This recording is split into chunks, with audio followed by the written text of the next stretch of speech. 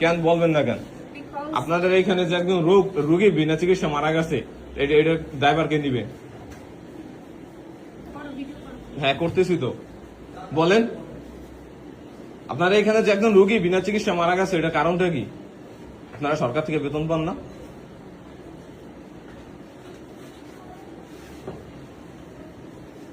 কি হলো, জবাব দেন।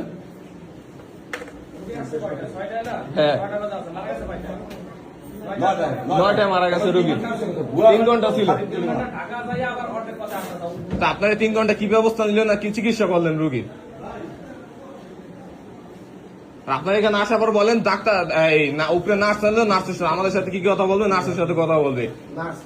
নার্সের চিকিৎসা করতে বা নার্সের চিকিৎসা করার দায়িত্ব একজন রুগী আসলে, ইমার্জেন্সি রুগী। এই জন্য আপনাদের এরকম বসাইছে এখানে। আপনারা তো আগে এগুলো দরকার ছিল, পরে আসা তারপর বসার দরকার ছিল, আগে তো এইভাবে এরকম বসার দরকার ছিল না।